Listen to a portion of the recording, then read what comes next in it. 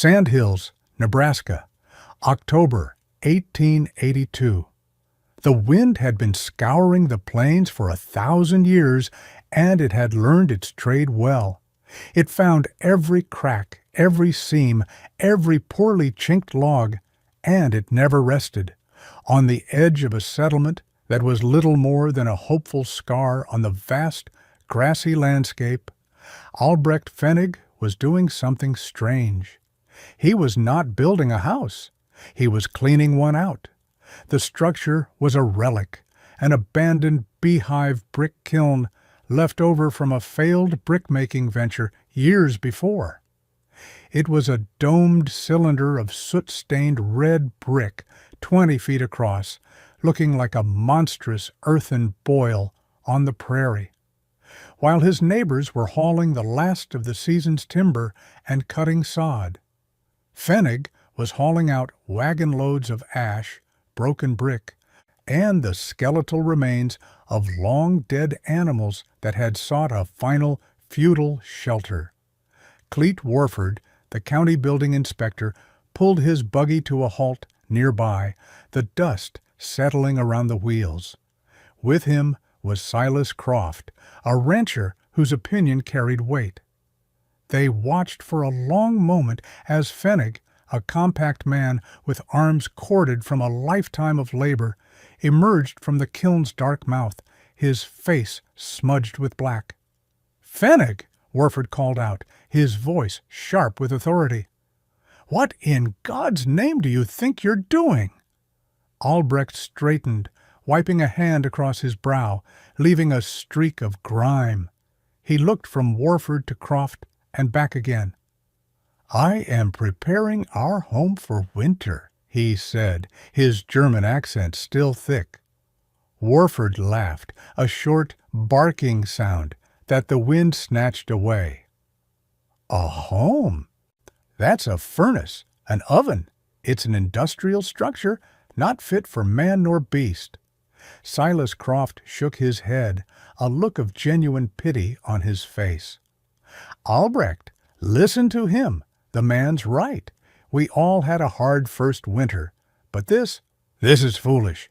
You can't put Annalise and the children in there. It's a tomb." "It will be warm," Albrecht said, his voice quiet but firm. He turned and disappeared back into the darkness of the kiln. Warford stared at the black opening.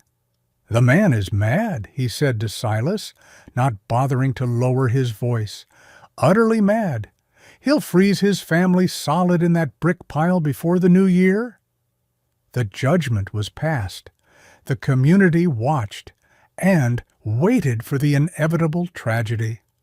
What did this German brickmaker, this Ziegler, understand about the physics of thermal mass that the most experienced builders on the Nebraska plains, men who had raised cabins against this very wind their entire lives, had missed? This channel is dedicated to the stories of quiet innovators who solved impossible problems with forgotten wisdom. Their neighbors often laughed, but their solutions changed everything. To make sure you don't miss a single story of ingenuity against the odds, take a moment to subscribe to our channel and click the notification bell. I promise you will learn something about the fundamental principles of survival that we've forgotten in our modern age. What's the most unconventional home you've ever seen? Let us know in the comments below. Albrecht Fenig was not a carpenter, he was not a farmer, and he certainly was not a frontiersman. In his homeland near the Rhine, he had been a master of a single ancient element, fired clay. He was a Ziegler operator, a man whose hands knew the heft of wet earth, the rasp of fire brick, the precise shimmering temperature at which silica vitrifies into something akin to stone. His life had been governed by the slow, deliberate cycles of loading, firing, and cooling massive kilns, just like the one he now claimed as his home. He understood brick not as a building component, but as a vessel for heat. He knew its memory, its stubborn refusal to let go of energy once absorbed. This knowledge had been useless during his family's first winter in Nebraska. They had arrived with the same dreams as everyone else, purchasing a small plot of land and a hastily built timber cabin. The land agent had called it sturdy. It was, in fact, a sieve for warmth. That first winter was a relentless education in the physics of failure. The cabin was a box of cold air surrounded by thin, porous walls. They had burned through their entire woodpile by January, forced to burn green, sappy cottonwood that hissed and smoked, but gave off little heat. Albrecht remembered the nights, huddled with his wife, Anneliese, and their two small children, Hans and Greta, under every blanket they owned. He remembered waking at midnight, the fire dead, the interior of the cabin already approaching the freezing point. The heat they so laboriously created simply vanished, bleeding through the logs into the ravenous cold. The most vivid memory was the frost, not just on the windows, but on the nail heads inside the walls, each one a tiny, glittering star of cold that radiated inward. By dusk, the iron door hinges were coated in a thick layer of white ice, groaning in protest each time the door was opened to the brutal wind. Anneliese had a cough that lingered for months. The children were always cold. They survived, but something in Albrecht had hardened that winter, a resolve as firm as the bricks he once made. He would not let his family suffer like that again. He would not fight the cold with the prairie's flimsy weapons. He would fight it with his own. The problem with the frontier cabins wasn't just poor insulation, a concept they understood in practice, if not in name. The deeper problem, the one no amount of chinking or buffalo robes could solve, was a complete lack of thermal mass. A structure built of wood, a material with a relatively low density and specific heat capacity, is fundamentally a container for warm air, and the log walls themselves stored very little energy. It was like trying to keep water hot in a paper cup. The process was brutally simple and efficient for the cold. A homesteader would light a fire in the cast iron stove. The stove would heat the air in the cabin through convection. For a few hours, the small space would feel warm, even comfortable. But the moment the fire was banked for the night and the stove began to cool, the physics inverted. The thin walls, having stored almost no heat, immediately began to lose what little they had to the outside. The warm air inside, now no longer being replenished, transferred its energy to the cold logs, which then transferred it to the -20 degrees Fahrenheit winds outside. Within 2 or 3 hours, the temperature inside and outside would begin to equalize. By midnight, as Albrecht had learned, and the cabin was little more than a wooden windbreak.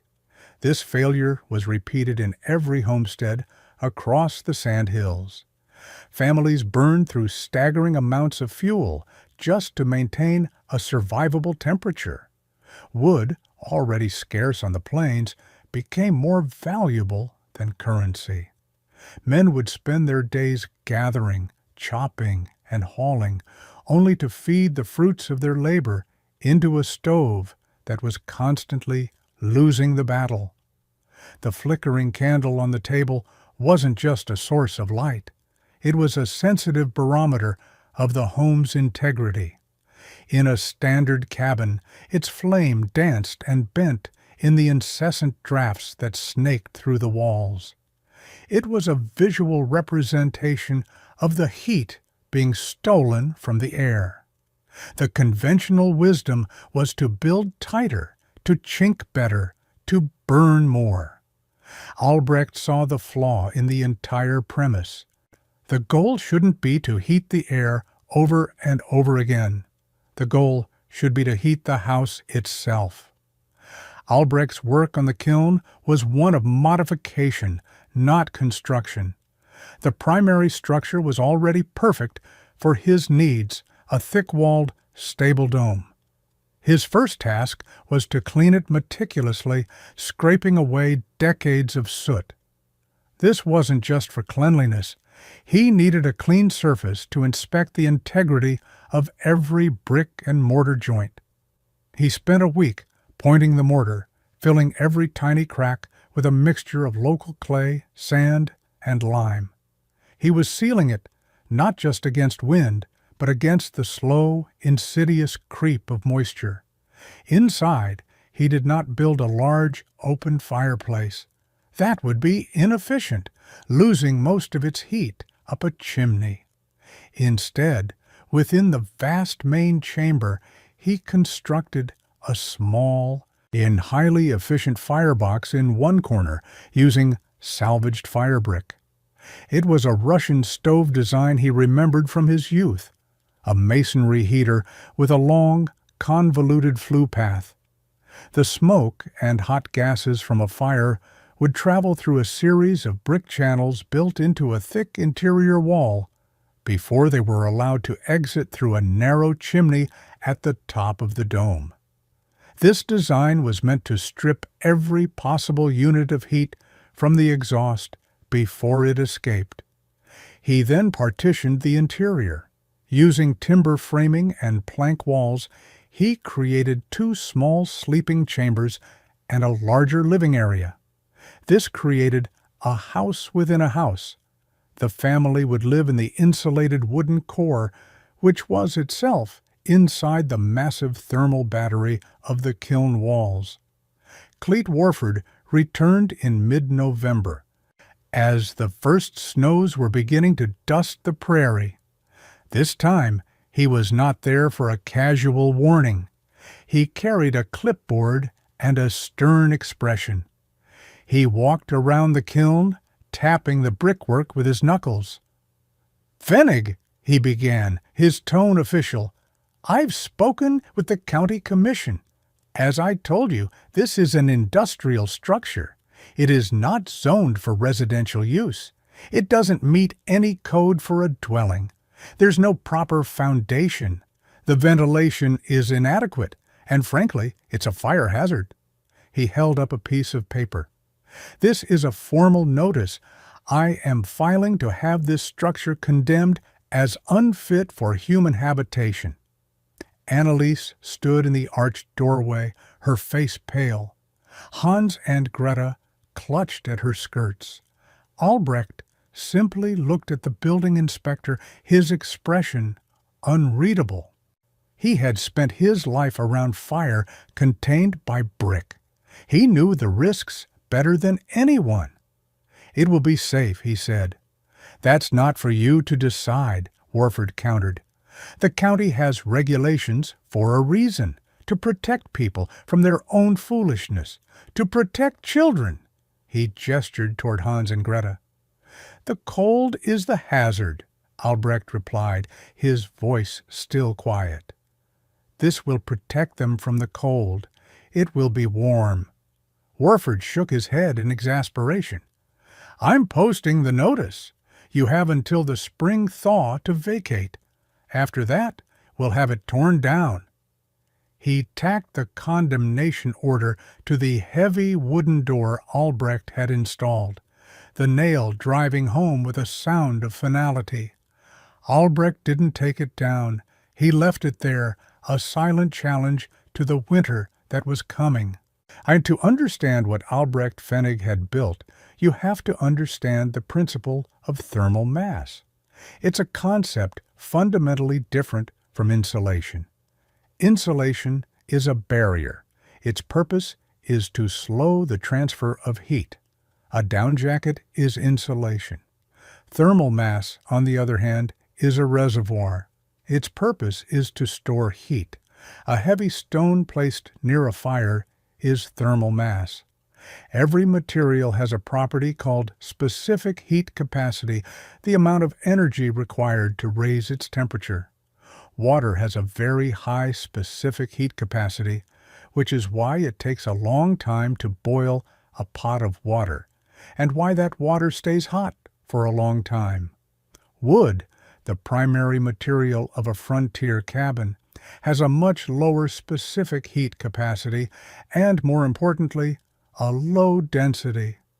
A cubic foot of pine weighs about 25 pounds. A cubic foot of dense. Our fired brick, however, weighs about 120 pounds. This is where the numbers become staggering.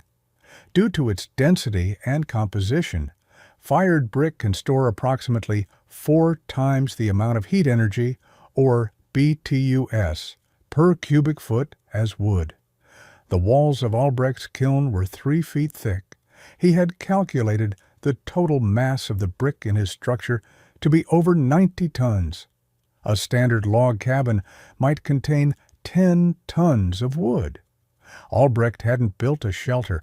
He had built a 90-ton thermal battery. The process he designed was simple. He would build a single hot fire in his efficient masonry stove.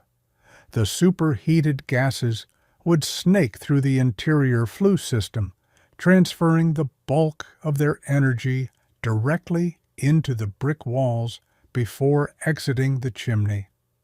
He would fire it for 10 to 12 hours straight, charging the battery.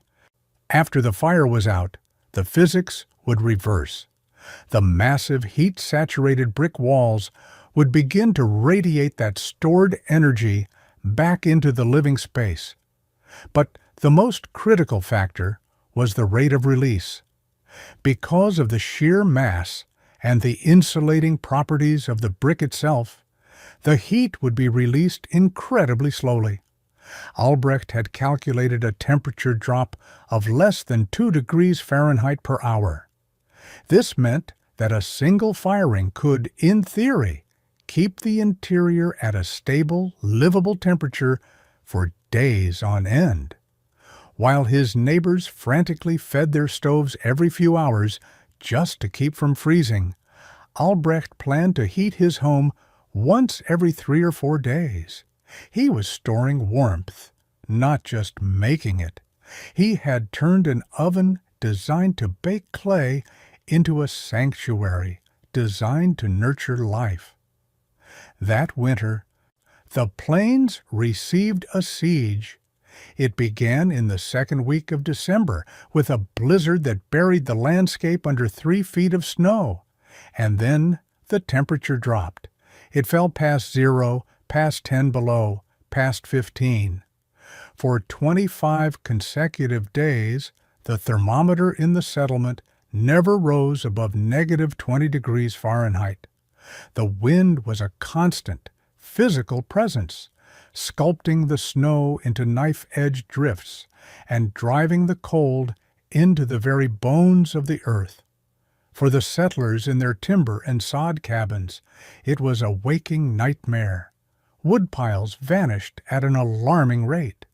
The green wood they were forced to burn offered little comfort. Livestock froze standing in their pens. The simple act of opening a door was a tactical decision, weighed against the precious warmth that would be lost. Men wrapped their faces in scarves to make the 50-yard dash to the woodpile, the air so cold it felt like breathing shards of glass. Inside, families lived in a state of perpetual twilight, huddled around their stoves, wearing their coats day and night. The world shrank to a small circle of meager warmth in a vast, encroaching sea of cold. At the Fenig residence, life was different. On the first day of the cold snap, Albrecht loaded his firebox with cottonwood. For 12 hours, a thin ribbon of smoke curled from the kiln's chimney. He and Hans fed the fire steadily, keeping it hot and clean. The inner walls of the kiln grew warm to the touch, then hot. By evening, The entire structure was saturated with thermal energy. Then he let the fire die. The coals burned down to a bed of gray ash. And that was it. For the next 3 days, there was no smoke from the kiln's chimney. Inside, a profound and gentle warmth radiated from the walls. The air temperature held steady at a comfortable 58 degrees. It was not the scorching, dry heat of an iron stove, but a quiet, pervasive warmth that filled every corner of the space. While their neighbors' water buckets were solid blocks of ice, Annalise did laundry, hanging the wet clothes on a line strung across the living area where they dried in a few hours. The domestic warmth technique was most evident in the simple act of baking. Annalise would knead her bread dough and place the large wooden bowl directly against the interior brick wall. There, in the steady, gentle radiance, the yeast would activate, and the dough would rise, slow and perfect. The smell of baking bread filled their strange, round home, a scent of impossible normalcy in the midst of a brutal winter. Hans and Greta played on the floor with their wooden toys, not in heavy coats, but in their simple woolen sweaters, their fingers nimble and warm. The condemnation notice on the door was a distant memory. The walls, it seemed, had already passed a higher judgment. On the 4th day, as his neighbors watched with a mixture of suspicion and morbid curiosity, Albrecht fired the kiln again for half a day. The cycle repeated. While the rest of the settlement was consumed by the minute-to-minute battle for survival, the Fenigs lived by a different rhythm, one of slow, deep cycles of energy, a life measured in days, not hours. By the 3rd week of the siege, a grim silence had fallen over the settlement. People were exhausted, and their fuel supplies dwindling dangerously. It was during this period that word began to circulate about Albrecht Fenig. No one had seen smoke from his chimney in almost 3 days. In a world where a dead chimney meant a dead family, the conclusion was obvious and tragic. The foolish German had finally paid the price for his madness. Cleet Warford heard the news with a heavy heart. He felt a pang of guilt. He had tried to warn him. He had posted the notice. But now, the thought of that woman and her 2 small children, frozen in that brick tomb, was more than he could bear. Bundled in his heaviest coat, he saddled his horse and rode out to the kiln, the official condemnation notice still folded in his inside pocket. He intended to serve it on a dead man, a final, futile act of bureaucracy. The cold was astonishing. His horse's breath plumed and froze instantly into a cloud of ice crystals. The snow squeaked under the hooves with a dry, alien sound. As he approached the kiln, he saw no tracks, no sign of life. He dismounted, his legs stiff, and walked to the heavy door. He steeled himself for what he would find inside. He expected to be hit by a wall of absolute, deathly cold, the frigid air of a place where life had ceased. He knocked. There was no answer. Taking a deep breath, he lifted the latch and pushed the door open. The first sensation was one of pure confusion. There was no blast of Arctic air. The air that greeted him from inside was not hot, but it was profoundly, shockingly not cold. It was still and temperate. His eyes adjusted to the dim light, and he saw Albrecht Fenig sitting at a small wooden table, calmly mending a piece of leather harness. Annalise was sewing nearby, and the 2 children were asleep in a small bedroom, visible through an open doorway. Warford stood there, speechless, the frigid air from outside swirling around his boots. "My God, Fenig," he finally managed, his voice hoarse. Everyone thought you were dead." Albrecht looked up from his work. "We are well, Mr. Warford.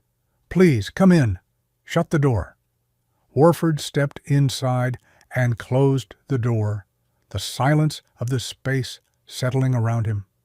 He could feel the gentle warmth on his face, a sensation so alien after the biting wind that it felt like a dream. He looked around. There was no fire in the masonry stove. The firebox was dark, the floor around it swept clean. "When did you last have a fire?" Warford asked, his voice barely a whisper. Albrecht considered for a moment. "It was Tuesday morning," he said. "It was now late afternoon on Friday. 3 days."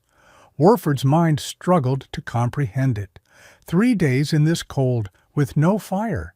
It was impossible. It defied every law of survival he knew.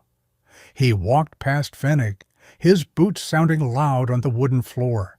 He approached the curved, soot-stained brick wall of the kiln itself. He pulled off his thick leather glove, his fingers numb from the ride. He expected the brick to feel like a block of ice, to suck the very heat from his skin. He hesitated, then placed his bare palm flat against the wall. The proof was immediate, undeniable, and profound. A deep, steady, gentle warmth flowed from the brick into his hand. It was not the searing heat of a stovepipe, but the ancient, stored warmth of a sun-warmed stone. It was a living heat, a warmth that felt as if it came from the center of the earth.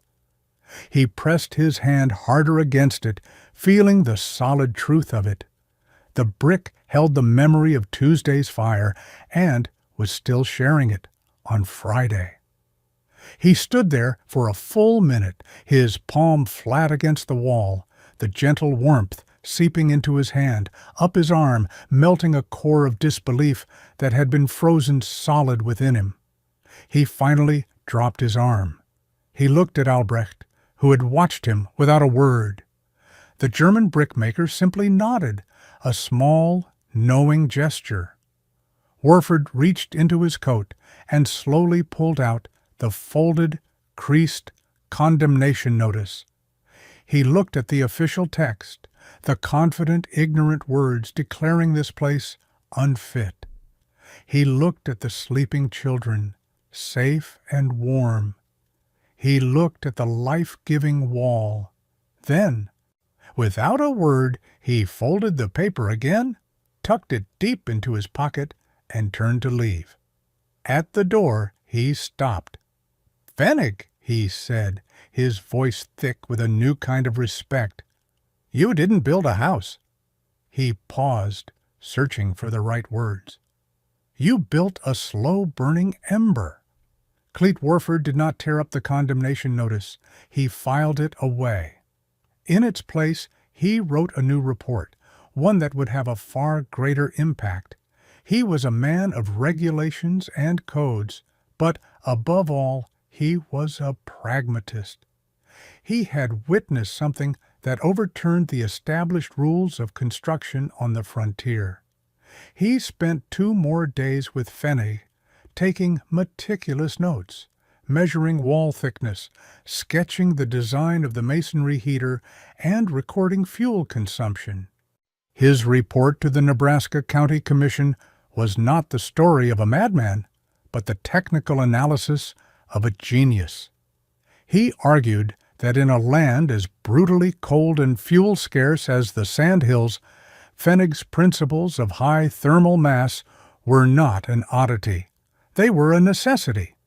He proposed that all new public buildings, offices, schools, sheriff stations, be built not with wood, but with brick, using Fenig's heat storage principles. The idea was met with skepticism, but Warford's reputation was unassailable, and the memory of the great winter siege was still fresh and painful. The numbers he presented were undeniable. Fenig had used less than a quarter of the wood his neighbors had burned, while maintaining a more stable and healthy indoor temperature. The proposal was approved.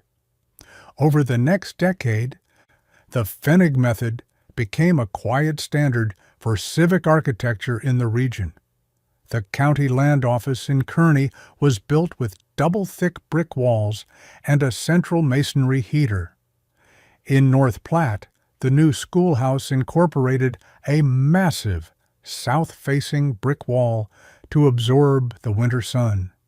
In total, official county records show that 4 Nebraska government offices were directly modeled on the principles Warford had documented from the converted kiln. The innovation spread, not as a folksy curiosity, but as adopted policy. The German brickmaker's wisdom was now embedded in the very foundations of the communities that had once called him a fool. The principles that Albrecht Fenig deployed out of desperation in 1882 were a century ahead of their time. What he understood intuitively, modern building science would later formalize with terms like thermal flywheel effect and passive survivability.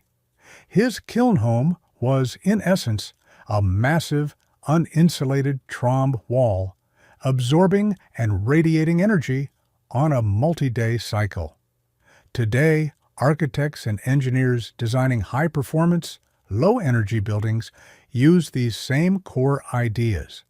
They specify materials with high thermal mass, like concrete, stone, or phase-change materials, to stabilize indoor temperatures and reduce the load on mechanical heating and cooling systems. Passive solar design, a cornerstone of sustainable architecture, is entirely dependent on the strategic use of thermal mass to store the sun's energy during the day and release it slowly during the night. Albrecht's masonry heater is the direct ancestor of modern, high-efficiency wood stoves that use baffles and catalytic converters to extract the maximum amount of heat from their fuel. He had no computers, no advanced material science, but he had a deep, tactile understanding of how energy and mass interacted. The quiet German brickmaker had stumbled upon the foundational truths of a science that wouldn't have a name for another 100 years. There is a deep wisdom in old things, in materials that have been tested by forces greater than ourselves. The bricks of that Nebraska kiln had survived 1,000 firings. Their entire existence had been a cycle of absorbing overwhelming heat and then holding it, letting it go slowly, without shattering. They had been made for that purpose. They knew how to endure. Albrecht Fenig saw that. He didn't see an abandoned oven. He saw a vessel that knew how to hold what mattered. He wasn't just fighting the cold. He was entrusting his family's survival to the very nature of the material he had mastered. The walls did not just block the wind. They absorbed the fierce temporary energy of a fire and transformed it into a gentle, lasting warmth. They held the life of the family within them, a quiet, steady presence against a brutal and indifferent world. In the end, the walls that had been designed to create objects of hardness and utility were repurposed to protect the softest and most precious things of all. They knew how to hold on. Thank you for joining us for this story of frontier ingenuity. If you found the science and the history as fascinating as we did, please consider liking this video and subscribing to our channel for more tales of forgotten genius. We're committed to bringing these stories to light. What other historical innovations have you heard of that seemed strange at first, but proved to be brilliant? Share your thoughts in the comments section below. Disclaimer: this video presents historically inspired reconstructions for educational and storytelling purposes. The characters, names, and specific events depicted are fictionalized for narrative purposes. However, the building techniques and scientific principles discussed are based on real historical practices. The application of any building technique today should be done in accordance with modern building codes, safety guidelines, and engineering standards. This content does not constitute professional, technical, or legal advice.